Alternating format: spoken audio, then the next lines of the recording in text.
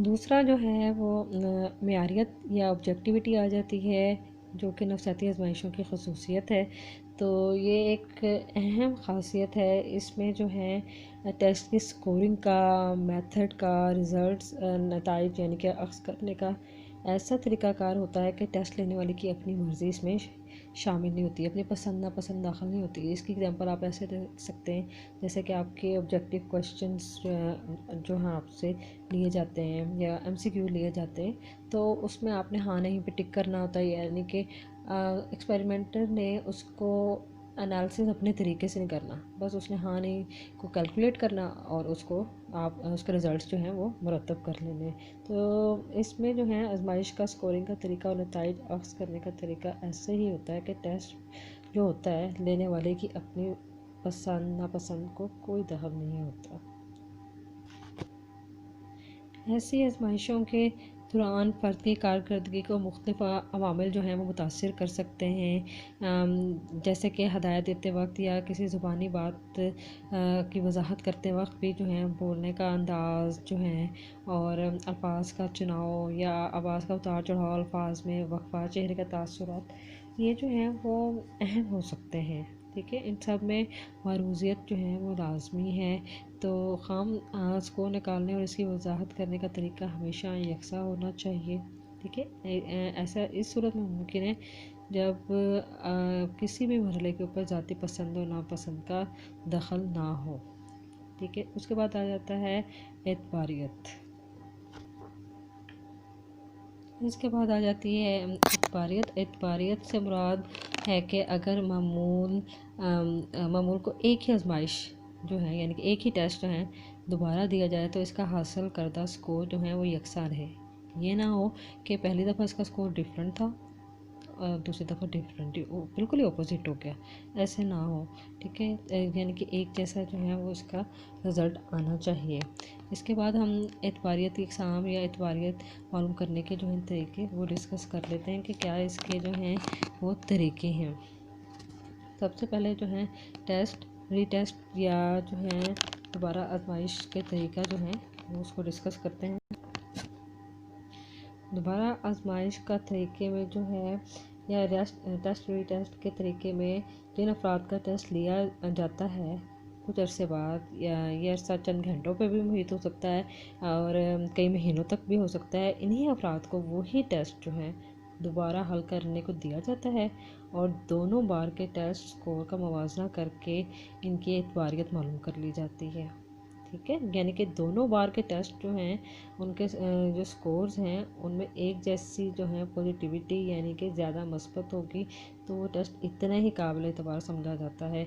ये ना हो कि वो दूसरी दफ़ा बनाया जाए तो उसमें डिफरेंस हो। ठीक है, इस तरीके में एक तो हर बार टेस्ट जब माहौल में यकसा रखा जाए तो आसान नहीं होता, यानी कि दूसरी बार जब दिया जाता है टेस्ट एक ही कैंडिडेट को, एक ही मामूल को, तो उसमें ओबियसली मानूसियत पैदा हो जाती है। उसको पता होता कि उसने पहले दफ़ा टाइम कम लगाया होता उसको सॉल्व करने में, लेकिन दूसरी दफ़ा जो है उसको उससे भी ज़्यादा टाइम हो सकता है कि टाइम कम लगा हो। ठीक है, यानी कि दूसरी बार टेस्ट स्कोर पहली बार की टेस्ट स्कोर से बेहतर हो, तो ये इसकी खामी हो सकती है। यानी कि वो एक जैसी अगर खामी है तो फिर वो मेयार जो है उसका बेहतर नहीं होगा। आगे आ जाता है मुतबादल फॉर्म का तरीका। ठीक है, जिसे अल्टरनेट फॉर्म भी कहा जाता है। मुतबादल फॉर्म एतबारियत को मुतवाज़ी फॉर्म और मसावी या मुतवाज़ी फॉर्म भी कहा जाता है। ठीक है, यानी कि मुतबादल फॉर्म एतबारियत मालूम करने के लिए दो ऐसे उसमें टेस्ट बनाए जाएंगे जो टेस्ट आइटमों की तादाद, नौइयत भी हो, उनकी मुश्किल या आसान होने के दर्जे, टेस्ट के दौरानिए, हदायत वगैरह फर्ज ये कि हर लिहाज से एक जैसे होते हैं, लेकिन दोनों टेस्ट के टेस्ट आइटम एक दूसरे से डिफरेंट होंगे। ठीक है, इस सूरत में एक टेस्ट एक ही वक्त में और दूसरा टेस्ट किसी दूसरे वक्त में लिया जा सकता है। ठीक है, फिर दोनों बार के जो टेस्ट होंगे ना उनका हमने स्कोर का मुवाजना करके दोनों बार के टेस्ट के साथ शरह लज़ूम मालूम कर ली जाती है, यानी कि परसेंटेज मालूम कर ली जाती है, तो शरह एतबारियत को ज़ाहिर करेगी। ठीक है, टेस्ट रीटेस्ट या टेस्ट दोबारा टेस्ट के बजाय मुतबादल फॉर्म का तरीका ज़्यादा यूज़ किया जाता है। इसको साइमन बीने ने भी यूज़ किया था और अपने टेस्टों में, ताहम ऐसे टेस्ट जो हैं वो तैयार करना काफ़ी मुश्किल होते हैं। लास्ट में आ जाता है मसावी तकसीम का तरीका, जिसे स्प्लिट हाफ मेथड भी कहा जा सकता है। ठीक है, ये स्प्लिट हाफ मेथड नाम से ज़ाहिर है, यह मसावी तकसीम का तरीका कि इसमें जो आइटम यूज़ किए जाते हैं उनकी मसावी तकसीम जो है, यानी कि बराबर की तकसीम जो है वो एतबारियत, यानी कि आप जो स्प्लिट हाफ रिलायबिलिटी भी जो है कह सकते हैं इसको, क्योंकि इसमें एक ही टेस्ट के आइटमों में इस्तकामत पाई जाती है। इस तरीके में टेस्ट आइटमों को ताक रखा जाता है। जुफ्त के असूल के मुताबिक दो बराबर हिस्सों में तकसीम तो कर लिया जाता है, लेकिन फिर एक हिस्से के टेस्ट जो हैं का स्कोर का मुवाजना जो है ना, हम दूसरे टेस्ट स्कोर के साथ किया करेंगे, यानी कि हाफ़ कर लिया हमने, स्प्लिट हाफ़ कर लिया ना इनको। तो यही जो शरह लुज़ूम टेस्ट या आप इसको परसेंटेज कहेंगे, एतबारियत के दर्जे को ज़ाहिर करेगी। तो ऐसा जो है ना तरीका का ज़्यादातर स्पेयरमैन के तरीके में यूज़ किया जाता है। तो ये जो है 3 इसके मेथड हैं एतबारियत के। लास्ट में आ जाता है माकूलियत या वैलिडिटी। ठीक है, इसमें जिस मकसद के लिए जो टेस्ट बनाया गया हो उसकी ठीक ठीक पैमाइश करें, उसको हम वैलिडिटी या माकूलियत कहते हैं। ठीक है, जैसे कि थर्मामीटर बुखार की पैमाइश करता है। ठीक है, इसकी ये खूबी होनी चाहिए कि वो बुखार की ठीक ठीक पैमाइश करे, ये ना हो कि वो बुखार की पैमाइश सही ना कर रहा हो।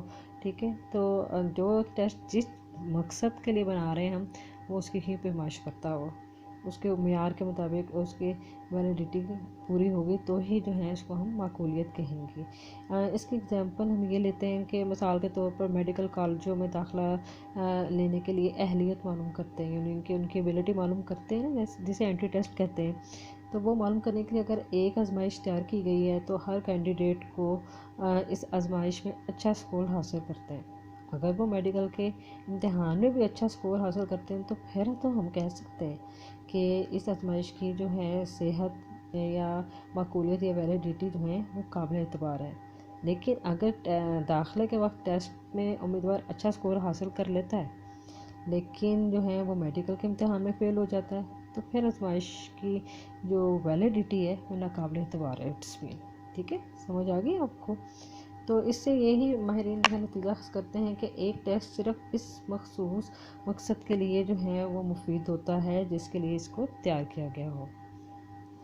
मसलन मेडिकल कॉलेज के एंट्री टेस्ट किसी कागज़ के कारखाने में काम करने वाले मजदूर के इंतखाब के लिए ज़रूरी नहीं होता। ठीक है, नेक्स्ट आ जाता है, हम इसकी एग्ज़ाम पढ़ते हैं, यानी कि मवाद या मतन का हवाले से जो है मुतल्लिक़ा माकूलियत या वैलिडिटी। ठीक है, इसमें कंटेंट वैलिडिटी में क्या होगा कि इससे मुराद आजमाइश की सेहत की वो किस्म होती है जिसमें टेस्ट तैयार करने वाले के लिए जो मवाद और मतन का मुकम्मल जायज़ा लिया जाता है। इसका जो भी कंटेंट होता है, ये फॉर एग्ज़ाम्पल किसी टॉपिक का या किसी भी बुक के तमाम पहलुओं की वो आजमाइश कर रही हो। ठीक है, टेस्ट जो है वो तमाम एस्पेक्ट ऑफ फिनोमेना का जो है वो इंटरेस्ट जो है वो मालूम कर रहा होगा। ठीक है, यानी कि जो तमाम निसाब के आइटम जो हैं वो शामिल किए जाएं उसके अंदर, ये ना हो कि कुछ हिस्सा आपने शामिल कर दिया और बाकी सारा छोड़ दिया है। नेक्स्ट आ जाता है मेयार से मुतल्लिक़ा माकूलियत। ठीक है, मेयार से मुतल्लिक़ा माकूलियत या क्राइटेरियन वैलिडिटी क्या है कि इसमें आजमाइश तैयार करने के लिए पहले किसी मुस्तनिद मेयार यानी कि क्राइटेरिया का इंतखाब कर लेंगे हम, और ये वो मेयार होगा जिससे टेस्ट स्कोर का मुवाजना करके उसकी वैलिडिटी का जो है वो हम अंदाज़ा लगा लेंगे। ठीक है, लास्ट में आ जाता है ताक़ुल से मुतल्लिक़ा जो है माकूलियत, या जिसको हम कंस्ट्रक्ट वैलिडिटी भी जो है वो कहते हैं। ठीक है, कंस्ट्रक्ट वैलिडिटी में बहुत से टॉपिक ऐसे हैं जिनमें हम जो हैं वाज़ेह और ठोस अंदाज में बयान नहीं कर सकते। ठीक है, माहिरीन का नुक्ता है कि इनके मुतालिक यकसा जो है एक मेथड नहीं होता, जैसे कि वो जहानत, मोहब्बत हो गई, शख्सियत हो गई, ज़हनी सेहत वगैरह हो गई। तो इस किस्म के मौजू या ताक़ुल के लिए आजमाइश तैयार करने के लिए मौजू या ताक़ुल या कंस्ट्रक्ट की वाज़ेह और काबिल पैमाइश वजाहत की जाती है। इसे ताक़ुली जो है वैलिडिटी या ताक़ुली से मुतल्लिक़ माकूलियत जो है वो कहा जाता है। दूसरे लफ्ज़ों में जो है आजमाइश के मकसद की वजाहत करने के लिए जो है कंस्ट्रक्ट वैलिडिटी जो है बनाई जाती है, उसको कहते हैं। इसमें किसी भी टॉपिक के ऊपर जो है मुख्तलिफ जो हैं आरा पहले से मौजूद होती हैं और आजमाइश बनाने से मुतल्लिक़ा मौज़ू की वजाहत जो है वो कर दी जाती है। तो इसकी जो फिर काबिल पैमाइश तारीफ़ जो है उसको वो एक्सप्लेन जो है वो करते चले जाएंगे। तो इसको हम कंस्ट्रक्ट वैलिडिटी यानी कि सारे प्रोसेस को कंस्ट्रक्ट वैलिडिटी जो है वो कहते हैं। ठीक है, ये तो माकूलियत के अंदर जो है इसकी 3 टाइप्स आ गई। Thank you.